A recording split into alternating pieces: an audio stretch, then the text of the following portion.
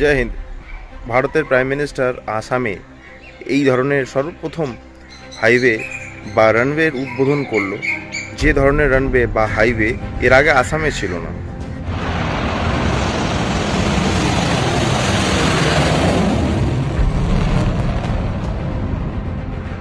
North ইস্টে এই ধরনের হাইওয়ে থাকাটা নর্থ ইস্টের আশেপাশের যে স্ট্র্যাটেজিক জিওপলিটিক্যাল লোকেশন তাকে সাপোর্ট করবে।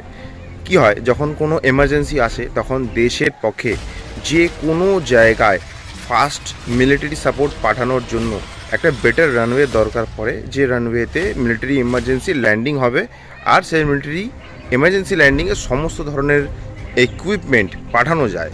নর্থ ইস্টে এই পর্যন্ত আসামে কোনো এমার্জেন্সিভাবে ল্যান্ড করানোর জন্য কোনো রানওয়ে ফেসিলিটি ছিল না, যেটা এই ধরনের ফেসিলিটিকে সাপোর্ট করে।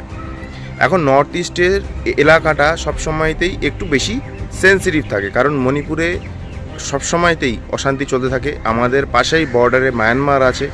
মায়ানমার সবসময়তেই ভারতবর্ষে উস্কানিমূলক প্ররোচনা এবং ভারতবর্ষে ইনফিল্ট্রেশনের মাধ্যমে জঙ্গিদের অনুপ্রবেশ করায়।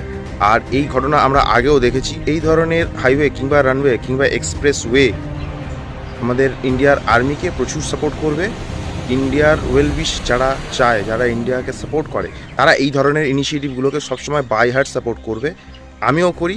জয় হিন্দ, জয় ভারত।